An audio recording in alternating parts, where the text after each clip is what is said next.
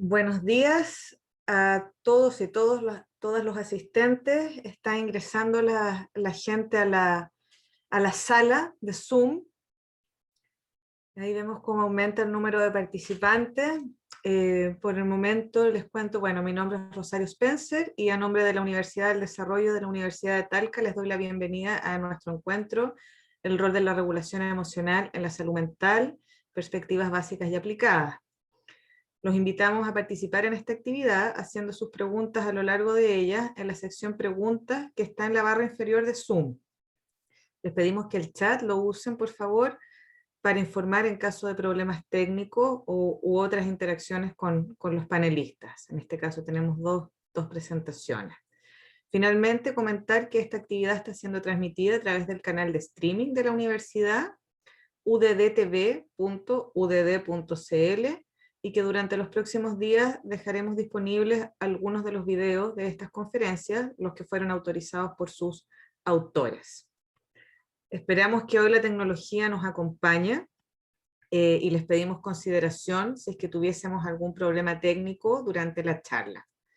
Agradecemos a todos los profesionales y estudiantes que han estado interesados en participar en este encuentro. Voy a presentar ahora a nuestros expositores. Tenemos por una parte a la doctora Marcia Olaverri. Ella es psicóloga clínica de la Universidad de Chile.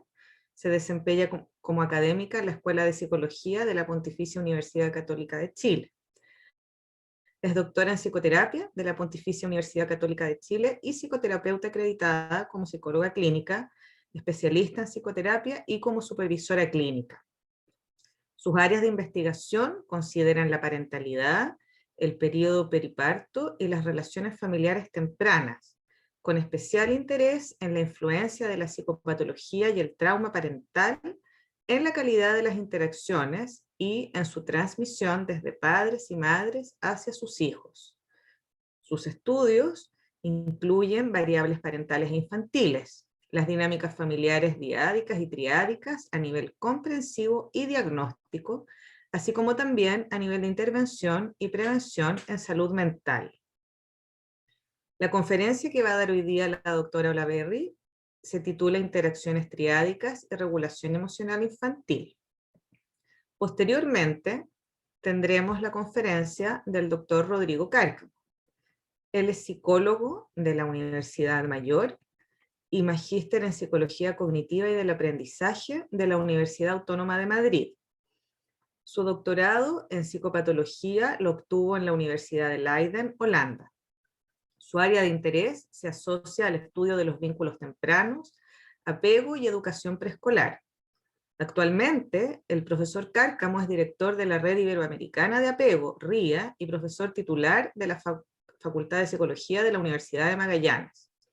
Numerosas publicaciones han sido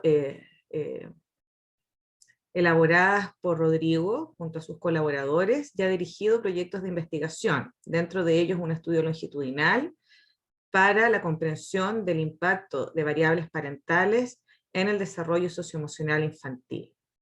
La conferencia de Rodrigo Cárcamo el día de hoy se titula Trayectorias desde la heterorregulación a la autorregulación emocional en preescolares. Vamos a dejar ahora entonces a la doctora Marcia Olaverri con su presentación. Muchas gracias.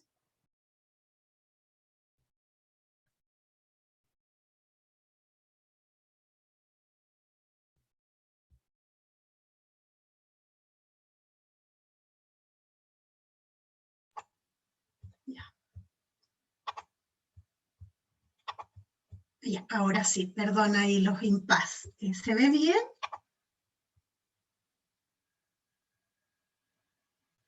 Sí, Marcia, se ve bien. Ya, gracias. Espérame, déjame poner modo presentación. Ya. Antes que nada, muy bienvenidos todas y todos. Muchas gracias por esta invitación. Me parece que es un tema muy interesante. Yo les vengo a hablar un poco de interacciones triádicas y regulación emocional. Les voy a compartir algunas ideas y algunos estudios que hemos desarrollado en Chile. Bueno, primero, para dar un poco de contexto en torno a la regulación, En general, lo que más se ha estudiado es la regulación a nivel diádico, entendiendo cómo es que cada diada, el cuidador niño, va desarrollando un estilo interaccional que se va basando en la forma en que esta diada se coordina, donde se organiza y se va produciendo lo que, dependiendo de los autores, se ha llamado sincronía, mutualidad, reciprocidad o intersubjetividad. Y de alguna manera esta coordinación o regulación que se establece al interior de la diada va permitiendo construir una progresión que se va desarrollando momento a momento. En este sentido, el adulto va a traer a partir de su propia historia, su salud mental, si es que ha habido experiencias adversas, sus patrones vinculares, su funcionamiento reflexivo y su contexto, va a desplegar habilidades para autorregularse y para participar en la corregulación del niño. Y por el otro lado, el niño va a traer también su propia carga, su temperamento, dependiendo de su edad, su patrón de apego, ciertas capacidades a partir de su desarrollo y también condiciones de salud. Este niño le va a dar señales específicas o inespecíficas al cuidador para demandar la necesidad de corregulación o heterorregulación. Y de alguna manera lo que sabemos es que estas estrategias de regulación que utiliza el cuidador van a modelar la forma en que el niño va a ir aprendiendo a lidiar y a manejar sus propias experiencias emocionales. Y en este sentido es importante decir que los seres humanos en nuestro comportamiento vamos recibiendo la influencia, por un lado, de la regulación interna, pero también de la regulación externa. Entonces, un niño, a lo largo de su desarrollo, va nutriéndose de estos dos tipos de experiencias. Luego, para tener algún como marco conceptual, bueno, vamos a entender que la autorregulación va a favorecer en los niños, por un lado, la capacidad de atender y concentrarse, el control emocional y las cogniciones necesarias para poder responder a las demandas del contexto y adaptarse. Por otro lado, la corregulación, que también se ha llamado regulación externa o heterorregulación, se desarrolla a partir del intercambio personal que tiene el adulto con el niño y que tiene como objetivo contribuir a que el niño pueda regular sus estados internos. Específicamente, la mayoría de los estudios que les voy a compartir aluden a los primeros años. Sabemos que los primeros años de vida tienen ciertas características particulares, son un periodo de alta dependencia de los cuidadores primarios, en donde a partir de la capacidad de los cuidadores de reflejar los estados internos de los niños, de responder de manera sensible frente a las señales y a las necesidades, van contribuyendo a regular el malestar y el estrés, y en este proceso lo que hacen es corregular los estados del niño. Sabemos también que a partir de este proceso se va construyendo un vínculo afectivo. Todas estas son hebras del mismo telar que van contribuyendo a la trama de los vínculos y el apego, donde van desarrollándose representaciones de uno mismo, de los otros y de la realidad. Y a partir de esta relación los niños van pudiendo aprender sobre los propios estados mentales, sobre los estados mentales de los otros y también sobre las relaciones. Entonces, estas experiencias que se van viviendo con el cuidador se van internalizando y gradualmente los niños van pudiendo desarrollar la capacidad autónoma de autorregularse. En ese sentido, la regulación tiene una relación muy directa con el apego, con la capacidad de responder sensiblemente de los adultos, con el funcionamiento reflexivo parental y también con el desarrollo de la mentalización infantil. Me voy a detener un poquito aquí en la mentalización, ya que me parece que es un concepto clave para pensar en la regulación y que alude a una capacidad humana de poder comprender nuestro comportamiento y el de los demás en términos de estados mentales, que pueden referirse a emociones, a fantasías, creencias, intenciones, deseos, etc.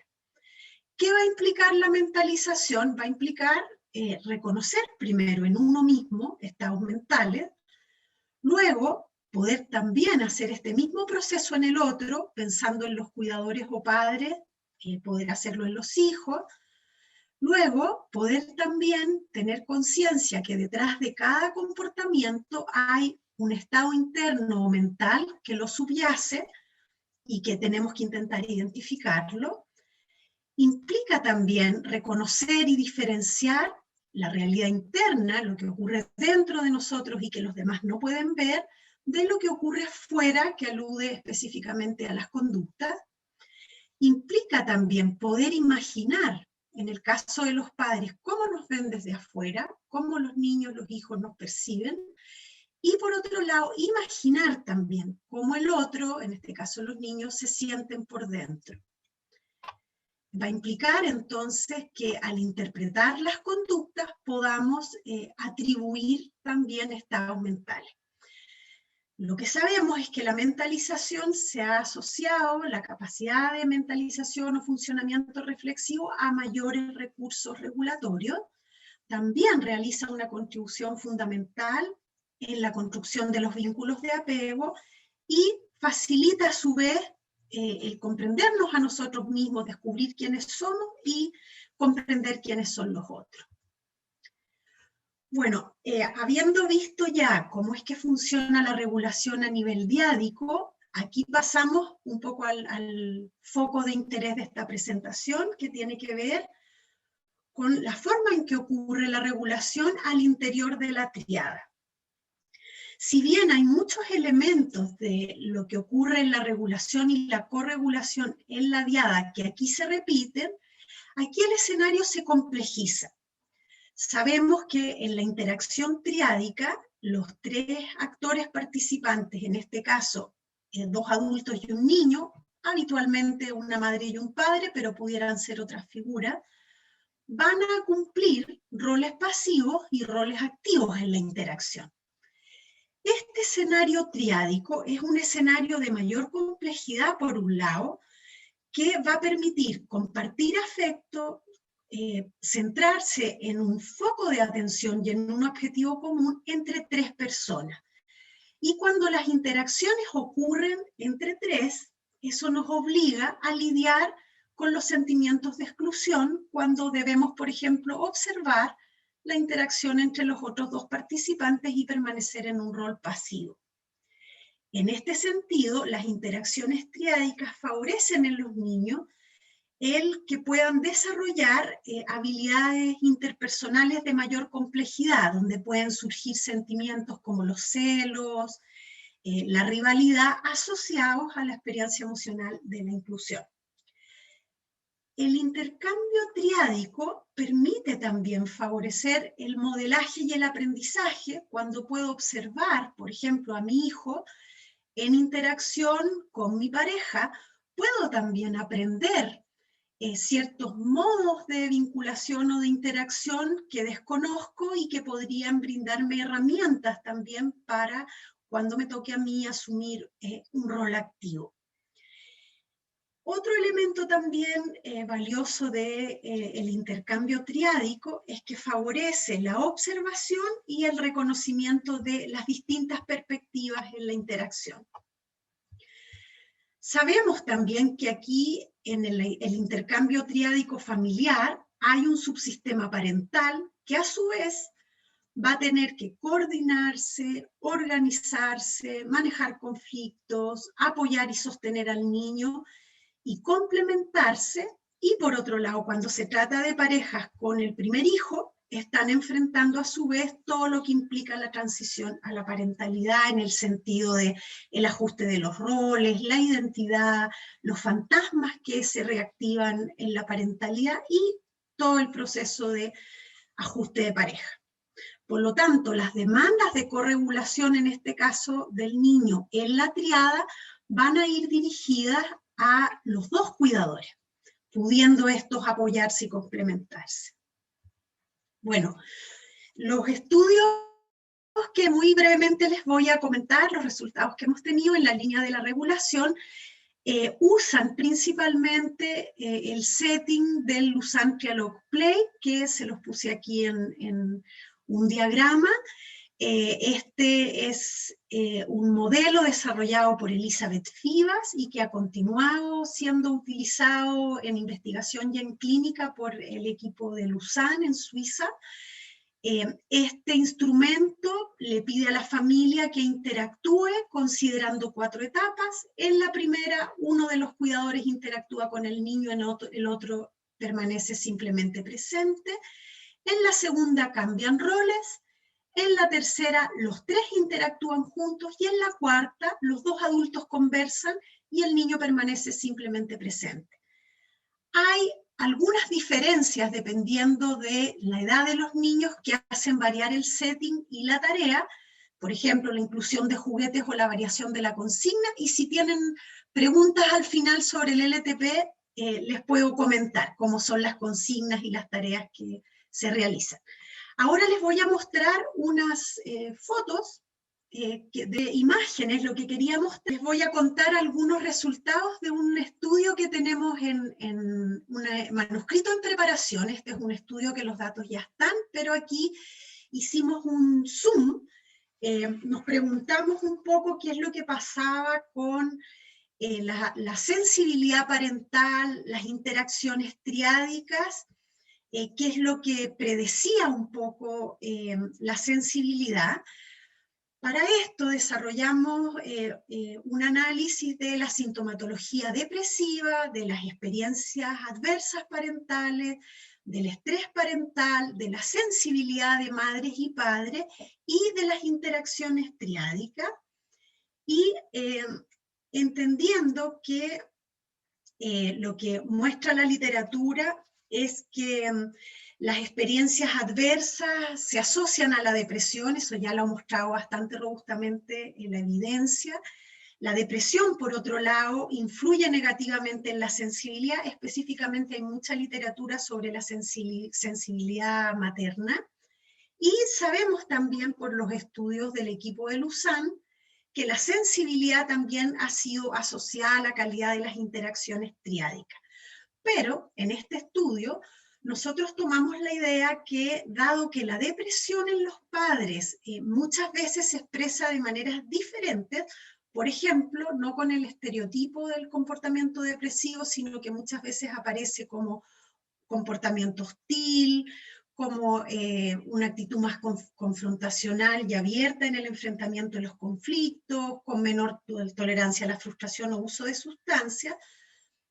Analizamos con 2 modelos, uno para la madre y uno para el padre a través de PAT-análisis, y lo que nos encontramos es que en el caso de las madres, la sintomatología depresiva materna es predicha por las experiencias adversas y la depresión materna es asociada a la sensibilidad. Luego vemos que la sensibilidad materna, a más sensibilidad se observa mayor calidad de las interacciones triádicas y en la regulación y el involucramiento infantil, pero no en la coparentalidad. Esto nos pareció interesante. Y resulta importante agregar además que la sensibilidad entre padres y madres en este estudio resultó estar altamente correlacionada. Y a su vez la sensibilidad del padre y de la madre se vio fuertemente asociada a los recursos autorregulatorios y al nivel de involucramiento del niño en la interacción triádica. En este sentido, a más sensibilidad materna, la triada madre, padre, hijo en interacción muestra una mayor participación, organización, focalización, es capaz de una actividad co-construida y de brindar un adecuado apoyo parental en un clima de validación y calidez. Luego, este es el modelo del padre. Si se fijan, aquí aparecen algunas diferencias.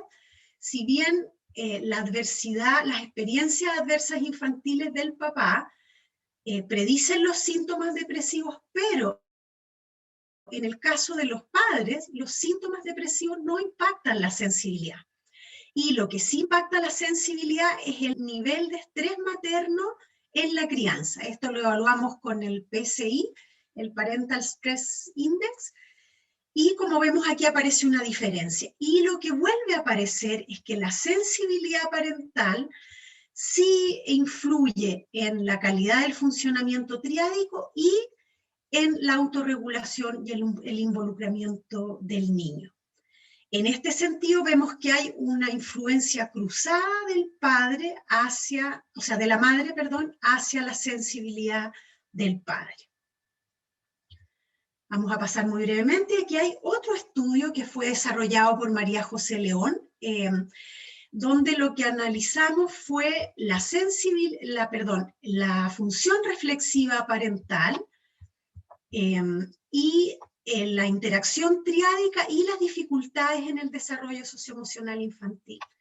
Y lo que acá encontramos es evidencia sobre la asociación entre la función reflexiva parental y materna.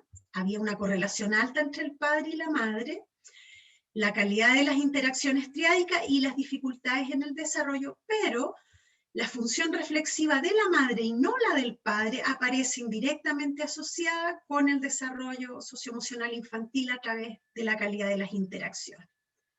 Ya me queda poquito tiempo, así que me voy a ir un poquito más rápido.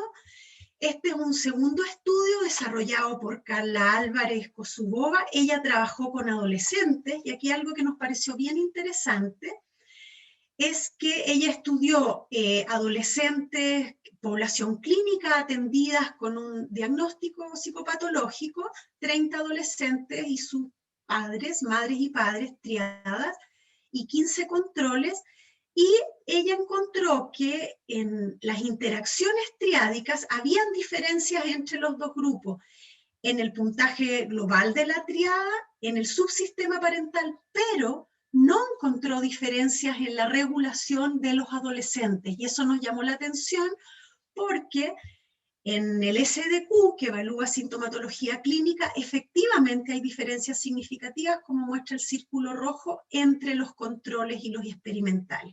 Y esto nos hace pensar que la edad va generando variaciones en qué efectos de la regulación podría tener en la regulación la interacción triádica. Y por último, este es un estudio en curso de Antonia Musar. Ella también es tesista doctoral y solo les voy a dar como el título. Ella está viendo regulación en los padres y aquí estamos tomando el LTP desde el embarazo. El LTP tiene una versión prenatal y luego vamos a ir viendo qué ocurre a las 37 semanas de embarazo, a los 2 meses y a los 6 meses. Y para como finalizar algunas reflexiones, bueno, sabemos que las contribuciones del padre y la madre pueden ser diferentes, sabemos que la mirada triádica enriquece la comprensión de la regulación, la importancia de evaluar variables en distintos niveles, ya estamos, parece. Bueno, me voy a quedar hasta ahí para no quitar tiempo a mi colega. Muchas gracias.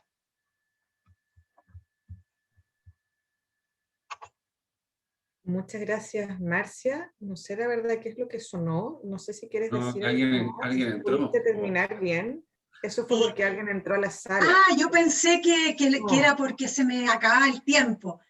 Termina, tienes un minuto más si quieres. Ya, muchas gracias, muchas gracias.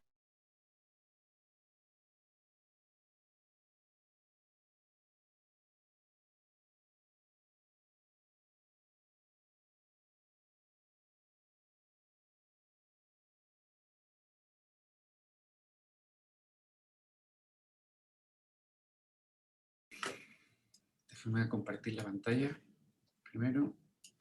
A ver si... Ya, ahí está bien. Creo que está bien. Bueno, gracias Marcia por tu presentación y bueno, a Rosario, a esta Soledad, Daniela, Eugenio, por estar aquí apoyando la presentación. Y bueno, a la Universidad de Talca y la Universidad del Desarrollo por esta iniciativa de este encuentro que ha sido fantástico poder contar con tan importantes expositores en todos estos días. Así que ha sido totalmente un agrado dedicar tiempo a participar en cada una de las presentaciones en las que más he podido. Y bueno, ahora me toca el turno de presentar algo breve de lo que hemos hecho acá en Punta Arenas. Yo trabajo en la Universidad de Magallanes, como mencionó Rosario, así que estoy ubicado en la universidad, nosotros decimos que es la más austral del mundo. Y en realidad, más o menos lo es, porque hay una sede en Ushuaia, que es un poquito más al sur, que podría también denominarse la más austral del mundo, así que competimos con Argentina en ese hito.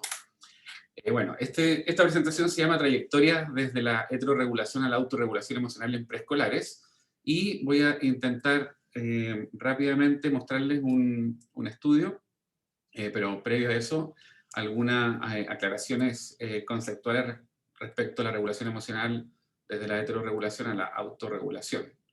Bien.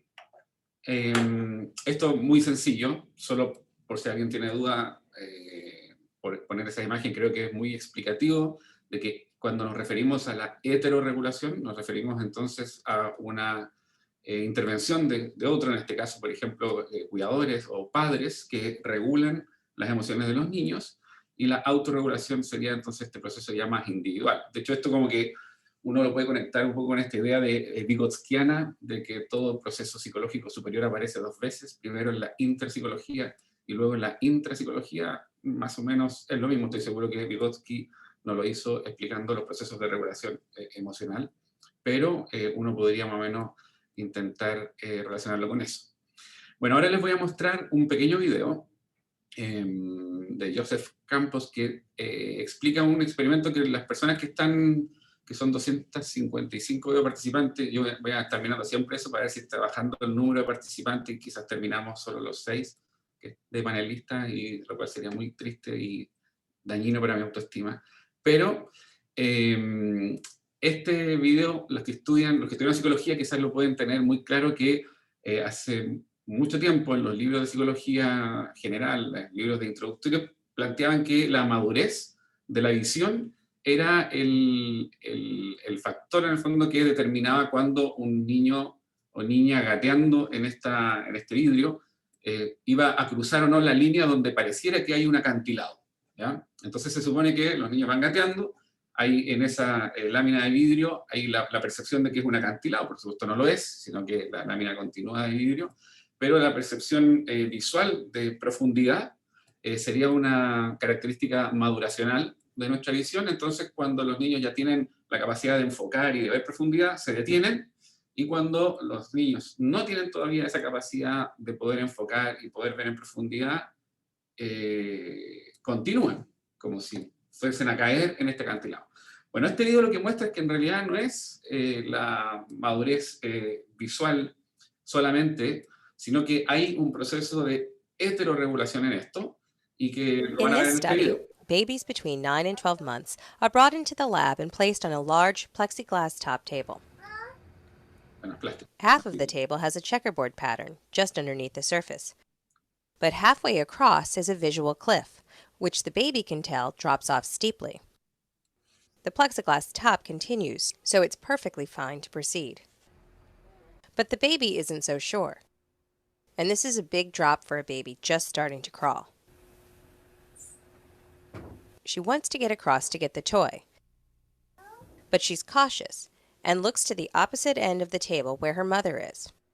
The parent is instructed to smile or make a fear face. If the mother is posing a fear face, the baby typically does not cross this stair-step downward, this modified visual cliff or visual step. On the other hand, if the mother poses a smile or somehow poses a nonverbal communication that is not prohibitive but encouraging, the child is much more likely to cross over to her.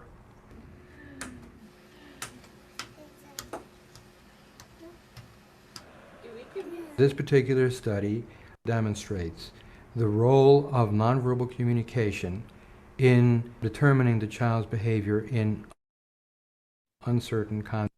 Bien, lo que quería mostrar un poco con ese pequeño clip es que, de algún modo, la regulación, pues también es del comportamiento, es la incertidumbre, pero también la regulación emocional, el sentirse probablemente con miedo, puede estar heterorregulada en este caso por la presencia de, como mostraba el ejemplo, la madre, ¿no? Que si pone una sonrisa o una cara como de confianza, el niño va a seguir gateando, y si pone cara de susto, no. Entonces, una recomendación, si es que alguien de ustedes va con niños pequeños de esa edad más o menos a los acantilados en Irlanda, por ejemplo, no sería bueno que sonriera si ve que su hijo va gateando, porque, bueno, es en realidad una broma muy mala. Así que mejor voy a continuar. Bueno, este gráfico, que va a salir pronto publicado en un libro que se llama Apego y Parentalidad, que es de un capítulo que hizo Jaime Silva con Adriana Olaya, lo que muestra un poco es cómo en la trayectoria del desarrollo, desde la infancia hasta la vejez, los procesos de regulación emocional van pasando o tienen una mayor necesidad de heterorregulación al principio, porque hay muy poca autorregulación, pero en la medida en que vamos avanzando en el ciclo vital, va aumentando la capacidad de autorregulación, la cual tiende también a disminuir al final de la vejez. Y, por supuesto, que esto también está paralelamente acompañado por un riel en el que las emociones se van volviendo cada vez más específicas o granuladas, como dice Jaime.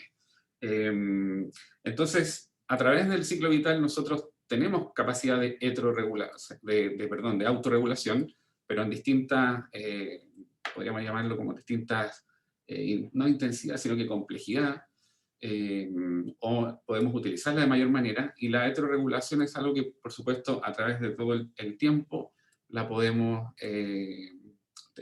implementar con nuestras, digamos, personas que están a nuestro alrededor. Pero ahora, para que nosotros podamos desarrollar la regulación emocional, ¿hay algún contexto específico o da igual? Y eso es un poco lo que nosotros hemos estado tratando como de investigar acá desde el equipo de la universidad, en Magallanes, estudiando cómo es que se desarrollan estos vínculos y cómo es que en este caso, por ejemplo, la heterorregulación puede estar presente y servir para procesos de autorregulación posterior. Sabemos que desde los primeros meses de vida existe la posibilidad de regular, pero estos son mecanismos más bien innatos o automáticos, y que en general, como dice Strouf, esta capacidad de regulación generalmente está integrada en la vida niño cuidador. Y aquí surge el tema que en la presentación anterior, si ustedes vieron, Marianne Backerman se explicaba también acerca de los vínculos de apego. Pero ¿qué tipo de apego? ¿Con mamá, con papá, con educadores, con otros? Hay un libro reciente que muestra que son cuestiones que todavía no están resueltas. No se sabe muy bien todavía cuándo podemos decir que un niño desarrolla un vínculo de apego con algún cuidador, o qué es lo que se necesita mostrar para que ese vínculo de apego haya sido desarrollado. Entonces, hay algunas cosas ahí que todavía están algo bajo estudio, aunque han pasado 70 años de investigación en apego, pero lo que sí sabemos es que vamos transitando desde una dependencia mucho mayor en nuestra infancia hacia unos niveles de mayor independencia a medida que vamos creciendo. Ahora, hay dos estudios antiguos, bueno, uno justamente es de Marcia Olaverri, y el otro uno que desarrollamos acá en Punta Arenas, que yo les quería contar porque de algún modo hablan de una ventana crítica o de un tiempo en el que pareciera que la heterorregulación tiene más sentido y tiene también una mayor necesidad de ser expresada en estas diadas. Bueno, Marcia se va a acordar de ese estudio, de la calidad de la interacción madre-hijo en asistencias a las cunas y la importancia de la edad de ingreso, y el nuestro que se llama Apego en niños con asistencia temprana a las cunas. Entonces lo que yo les voy a mostrar no es lo mismo, pero casi igual, que por ejemplo en el caso de Marcia, bueno, esto lo publicó Marcia en el 2011, mostró que la calidad de las interacciones eran mejor si los niños y niñas que ingresaban a salas cunas lo hacían después de los 6 meses. ¿Ya? Y cuando había un ingreso a las salas cunas antes de los 6 meses, esto tenía un impacto, al parecer, en la sensibilidad y en la cooperación, la cooperatividad. Y con tamaños, recuerdo que grandes de tamaños del efecto. Entonces, lo que plantea Marcia en ese estudio es que pareciera que hay una ventana o una edad crítica en la que no sería conveniente, por ejemplo, ingresar a salas cuna si es que eso, si es que lo que no queremos, digamos, es tener algún tipo de efecto negativo en la interacción que hay entre hijos y su madre, en este caso, como cuidadores principales. Bueno, y lo que nosotros encontramos en un estudio más o menos parecido, que fue evaluar los vínculos de apego que tenían los niños que estaban en sala cuna, lo que pudimos ver es que, por ejemplo, en el caso acá, si ustedes ven los que llevaban 6 meses en sala cuna, la mayoría, o sea, todos ellas eran seguros. En 7 meses en sala cuna, todos eran seguros. Pero ya los que llevaban durante el primer año de vida 8 meses en sala cuna, 9 meses o 10 meses se invertía la prevalencia y todos o todas terminaban siendo clasificadas como vínculos de apego inseguros.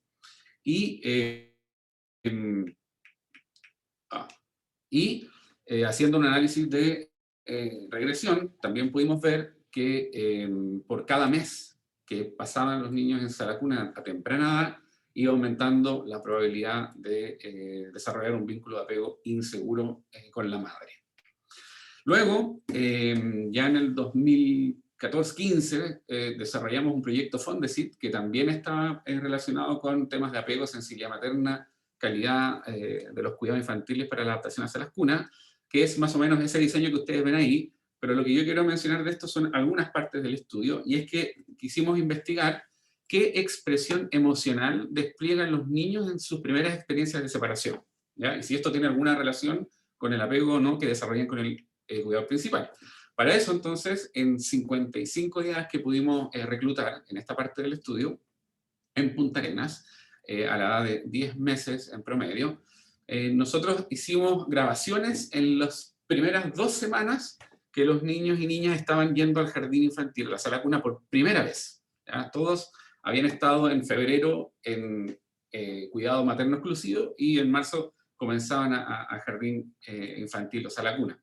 Entonces, en este periodo que es de adaptación, grabábamos durante 2 momentos distintos, al azar, las expresiones emocionales que codificábamos a través del video segundo por segundo, marcando un 1 si era muy displacentero, 2 displacentero, 3 neutro, 4 placentero, 5 muy placentero, y el 0 lo notábamos cuando en ese segundo no era posible ver el rostro del infante. Y evaluamos a estos niños y sus madres en el procedimiento de la situación extraña, que es bastante conocido también, me imagino que en estos días alguien también lo habrá mencionado, para evaluar el tipo de apego. ¿Cuáles son los resultados? Lo primero es que, sin duda, la experiencia de ir por primera vez a la sala cuna evoca emociones displacenteras. Se pueden dar cuenta que cambié mi presentación, porque antes decía emociones negativas y emociones positivas, pero sé que hay una discusión con ese concepto, porque como que no habrían emociones negativas, sino que más bien son, podríamos llamarlas displacenteras. La mayoría de las emociones que se despliegan en ese tiempo de adaptación son displacenteras, ¿ya? Pero si uno los relaciona con el tipo de apego que tienen los niños, que evaluamos en situación extraña, nos damos cuenta que los niños y niñas con apego seguro son quienes más emociones displacenteras muestran. Entonces, esto también como que rompe un poco algo de un mito o del sentido común, que es creer que al año de edad los niños que ingresan a sala cuna y lloran es porque están mal, es porque no han sido capaces de ser independientes, o como podría decir también alguien, no sé, que son muy mamones, y que en realidad los que están bien son los que no lloran. Y lo que creemos desde la teoría del apego, en el fondo, es que estos son niños que, como dijo también María en la presentación anterior, utilizan esta emoción para buscar proximidad. para buscar proximidad y tratar entonces de regular el estrés que produce entrar en una situación novedosa y un poco estresante, que es el ingreso por primera vez a la sala cuna. Lo que no ocurre con niños con apego evitante. Aquí sacamos los resistentes porque tienen una maximización de las emociones. Los niños evitantes no tenían una alta prevalencia de sus emociones displacenteras comparada con lo que pasa con los apegos seguros. Entonces, bueno, y sin embargo, ya sabemos que niños y niñas a esta edad ingresan al sistema preescolar o tienen cuidados alternativos, y se ha promovido por mucho tiempo en Chile y en otros países también esto. Entonces, ¿quién los regula? Es una de las preguntas que nos hicimos con la siguiente parte de este proyecto.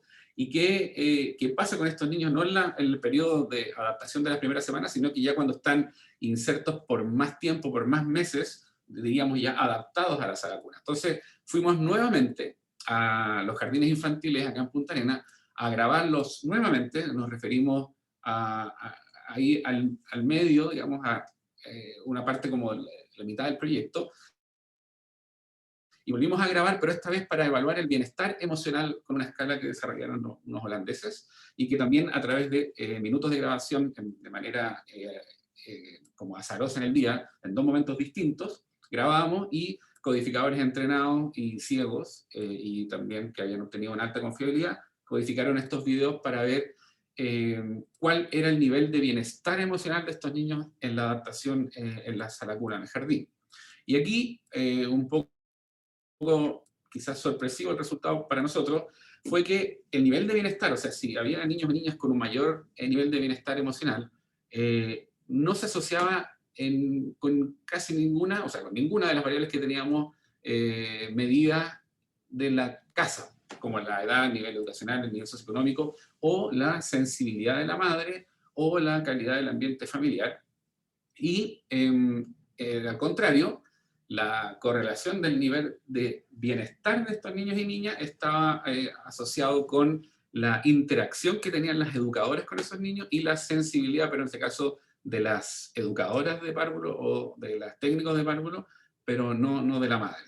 Entonces, pareciera, bueno, quizás puede sonar como lógico, pero lo que pareciera es que en un primer momento de la adaptación a esta situación nueva, los niños y niñas están mucho más relacionados a lo que ocurre con sus casas, pero a medida que pasa el tiempo en el jardín infantil, pareciera que estas variables de casa empiezan a tener menos impacto sobre el bienestar emocional que ellos muestran y ellas muestran en el jardín, y mucho más lo que ocurre dentro de la sala con las educadoras que están a cargo de los niños.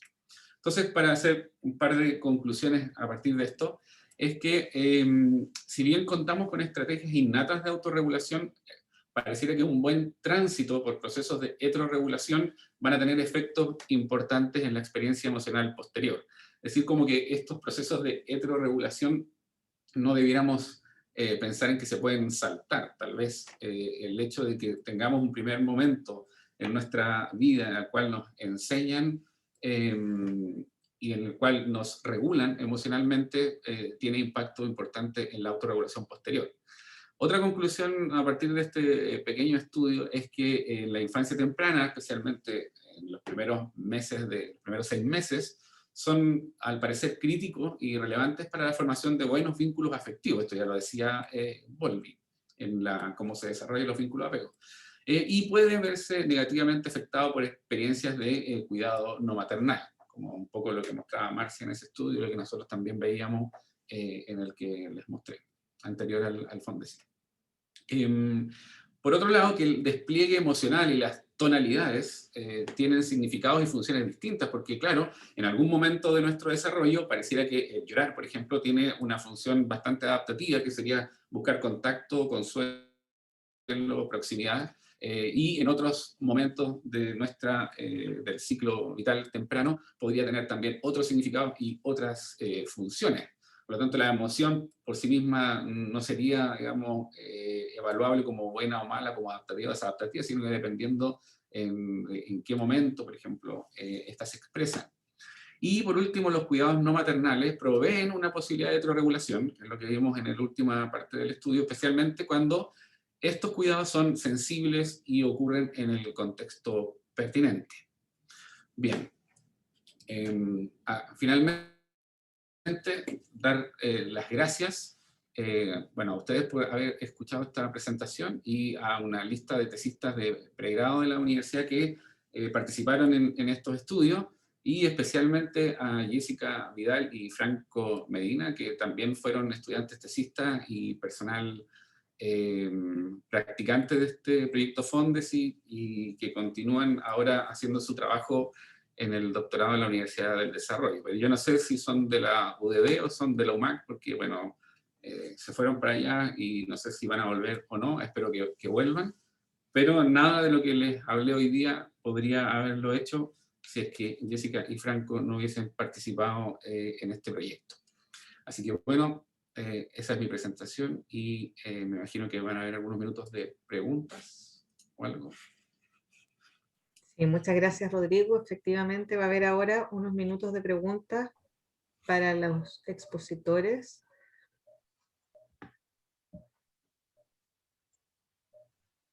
A ver. Aquí en la parte de abajo donde salen las preguntas estoy leyéndolo. Geraldine Pérez Marcia pregunta si es posible dar un poco más de detalles en el estudio triádico sobre el procedimiento, las consignas, el tiempo, el lugar, cómo se aplica. Ya, voy a tratar de ser... Miren, igual si buscan, hay una publicación bien antigua de las primeras cosas que hicimos con el LTP mía, donde se describe el procedimiento. Les recomiendo, y está en español. Hay otros en inglés, pero es en español que está fácil. Si lo googlean, lo van a encontrar. Y te cuento, mira, la consigna, uno sitúa a la familia en un triángulo equilátero. Los adultos están en una silla y el niño puede estar en una silla nido si es pequeño o en una mesita con un asiento para cada uno. La idea del triángulo equilátero es que pueda verse, observarse más o menos claramente, por ejemplo, el movimiento que hace uno cuando se acerca o el apoyo al respaldo de la silla cuando uno está en el rol pasivo. La instrucción varían algunas pequeñas cosas. Lo que se mantiene son las 4 etapas. Uno les dice, ustedes van a interactuar, como siempre lo hacen, pero con algunas indicaciones en una actividad que tiene 4 etapas. La primera, uno de ustedes interactúa con el niño, el otro permanece simplemente presente. Segunda, cambian roles. Tercera, los 3 interactúan. Cuarta, los papás conversan y el niño permanece simplemente presente. En el caso de los bebés, no se agregan juguetes. En el caso de los toddler y preescolares, se ocupa la mesa y se incluyen 3 tríos de juguetes, que pueden ser 3 caballitos, 3 cucharitas, 3 tacitas, pero son 3 sets de juguetes. Y en el caso de los adolescentes, hay un equipo italiano que ha hecho investigación con adolescentes, además de la Carla Álvarez, y la Carla lo que da como consigna, se le dice a la familia que imagine que se ganaron 10 millones de pesos en la lotería y que hagan las 4 etapas discutiendo sobre en qué se van a gastar la plata. Esa es una consigna. Y la segunda consigna que se usa con adolescentes, la Carla usó las dos, porque vimos que la segunda tenía mucha riqueza, es que se les pide que hagan las 4 etapas, pero que la conversación transcurra en torno a cuáles han sido los cambios que ellos han vivido a partir de la adolescencia del joven que está ahí presente en la familia. Esas son como las consignas. No sé si te contesto o te queda algo más en duda. No tengo cómo saber, no hay intercambio. Mira, era Geraldine Pérez quien contestaba. Si es que ella responde algo acá, te lo hago saber, Marcia. Ya, súper. Ahora, sí, dice, clarísimo. Ok, Ya, súper. Sí. Ahora, ¿hay evidencia? Esta puede ser una pregunta para los dos, ¿cierto? Si conocen respecto de evidencia sobre desregulación emocional en la relación vincular diádica o triádica en niños con trastornos del espectro autista. Si tienen alguna evidencia o algún conocimiento sobre eso. A ver, lo que yo sé en el fondo, no sé, ahí Rodrigo, si quieres contestar tú primero, o le doy nomás, tú dime. ¿Hay estudios con vínculos de apego en niños con trastorno de espectro autista? Sí, sí, sí los hay, y también hay intervención. En general, las medidas que se utilizan, o los instrumentos que se utilizan, pueden no tener, en algunos casos, como validez o la posibilidad de medir de igual manera las relaciones, por ejemplo, cuando se estudia a través de las narrativas en niños, o sea, no en infantes, obviamente que un niño con TEA va a tener dificultades para poder elaborar esas narrativas de apego, y por lo tanto tendrían resultados que no son válidos, ¿no? o confiables. Pero sí hay estudios, y sí hay, digamos, similitud en cuanto a la calidad y el tipo de vínculo que niños TEA pueden desarrollar con sus padres, pero obviamente es menos sabemos de eso que de lo que sabemos de poblaciones normativas. Entonces, podríamos decir que también hay muchas cuestiones por resolver en ese campo, pero sí se ha hecho investigación al respecto. Yo lo que más conozco es en intervención. Quizás agregar a lo que señala Rodrigo, que cuando uno piensa, por ejemplo, en el concepto de sensibilidad, la sensibilidad implica también un ajuste del adulto a las características del niño. O sea, no es que solo se puede ser sensible con un niño con un desarrollo normativo.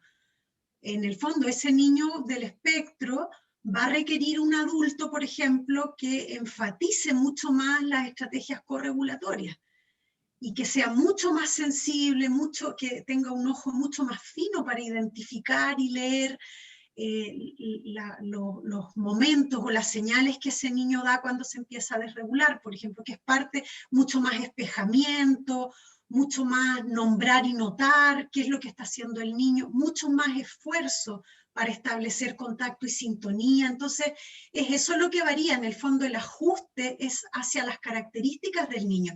No es que no pueda haber buena calidad de interacciones diádicas o triádicas con esos niños, sino que los adultos tenemos exigencias diferentes, y muchas veces el rol de los terapeutas, por ejemplo, con los papás, es trabajar en torno a eso, a qué es lo que necesita este niño en particular. Claro, lo que pasa es que el estudios con apego infantil con niños con TEA, la única posibilidad de hacerlo son retrospectivos, porque tú, para evaluar apego infantil, tienes una ventana de tiempo, que es el año a los 18 meses, por ejemplo. Entonces, tú a esa edad, hay algunos indicadores por ejemplo, hay neurólogos que trabajan con indicadores que pueden identificar ciertas dificultades en la comunicación social, etcétera, pero diagnosticar a alguien con TEA a esa edad no es posible. Entonces, tú no puedes generar como una muestra para poder comparar, no sé, normativos y TEA utilizando, sino que tendrías que hacer un estudio longitudinal, medir apego infantil, y después, cuando hay un diagnóstico de TEA, volver atrás y revisar qué tipo de apego tenían cuando tenían esa edad. Entonces, también hay una cuestión ahí como metodológica difícil de poder acceder a ese tipo de estudios. Por eso solo después, cuando son más grandes, se puede evaluar a través de las narrativas y eso, y claro, ahí hay un poco de debilidad de los instrumentos para poder ser sensibles a esa característica. Sí, hay otra pregunta acá en el chat respecto de, en primera infancia, ¿cuáles podrían ser factores protectores para el desarrollo socioemocional infantil? Plantean si es el vínculo responsivo u otros factores que puedan intervenir en los niños que asisten hacia la cuna, específicamente para esa población. Hay una lista, podemos hacer una lista gigante. Una también depende del país. Yo creo que también hay que tener conciencia de eso, que no todo lo que se aplica en Inglaterra o en Escocia o en, no sé, en donde sea, en Finlandia, es aplicable a nuestra realidad. Entonces siempre hay que tener como ojo con la posibilidad de extrapolar resultados de otros lugares. En población chilena, por ejemplo, o quizás tal vez hablando como de Sudamérica, hay generalmente las salas cuna, si es que entendí bien la pregunta, las salas cuna tienen, los jardines infantiles tienen un número de niños por sala que es bastante elevado, ¿ya? Y por más que le metan adultos para cumplir con una razón más o menos en una proporción adecuada, no sé, como 4 niños por adulto, o la que quieran, o 6 por adulto, que es como el estándar, no es, o lo que hemos visto nosotros cuando hemos estudiado calidad de jardines infantiles, es que no va por ahí la solución, no es por meter más adultos a grupos grandes de niños, sino que es por tener menos niños en una misma sala, por ejemplo. Y hay una serie de factores, por ejemplo, el nivel educacional de las educadoras también se asocia positivamente con la calidad de la interacción y con la sensibilidad. Y hay una serie de factores como propios y estructurales de los jardines infantiles, pero también hay una serie de condiciones sociales que son factores protectores, por supuesto que son las condiciones sociales que favorecen el desarrollo, como poder satisfacer necesidades básicas, o dicho de otra manera, factores de riesgo son, por supuesto, niveles de pobreza altos, problemas de alcoholismo, drogas, maltrato. Por lo tanto, yo diría que ahí hay una lista gigante, y los estudios que se han hecho en Chile, en los que han participado varios de los colegas que están por acá, hemos visto cómo el nivel educacional y el nivel socioeconómico es un tremendo predictor de estrés parental, que podríamos denominar como un moderador de entonces el tipo de cuidado o estimulación que reciben los niños. Entonces nosotros estamos como muy expuestos a las condiciones sociales, a diferencia de países que tienen un nivel de bienestar básico garantizado, y que entonces las variables que uno va a leer como indicadores de riesgo o de protectores no son totalmente aplicables a nuestras condiciones. El otro día había un artículo que comparaba un poco dos países, algo así como, no sé, Noruega y Chile, con datos del ELPI y datos de un estudio en Noruega, y hablaban, por ejemplo, que el desempleo materno era un factor de riesgo, ¿ya? Pero es que ser desempleado en Chile no es lo mismo que ser desempleado en Noruega. Entonces, ahí hay que tener un poco de cuidado cuando uno lee la literatura internacional, de ver si es que realmente es aplicable a las condiciones nuestras. Sí, y una pregunta, Marcia, probablemente para ti, ¿cierto? De si tienes conocimientos sobre estudios de interacción triádica en población homoparental.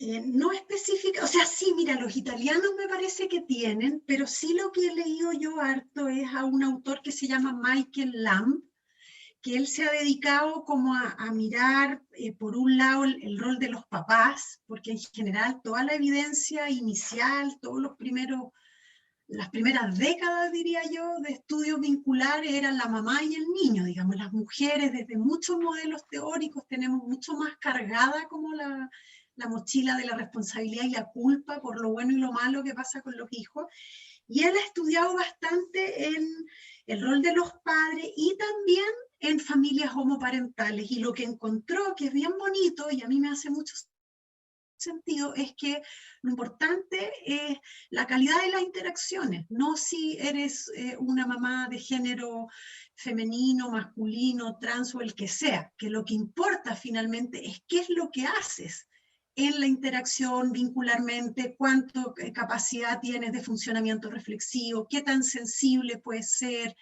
qué tanto eres capaz de elaborar tu propia historia y tus experiencias y no filtrar hacia los hijos, qué tanto puedes regularte, eso es lo que importa, y eso no tiene que ver con el género. Entonces es interesante que la salud mental, ya esto es muy sabido, no pasa por la identidad sexual de las personas, digamos. Así que puedes buscar ese autor, Michael Lamb, se llama así como Cordero, en inglés. Ok, bueno, muchas gracias Marcia, Rodrigo, por sus excelentes presentaciones. Tenemos que dejar hasta aquí las preguntas. Tenemos otra presentación, la última de este seminario. Así que nada, que tengan una buena tarde, que estén muy bien.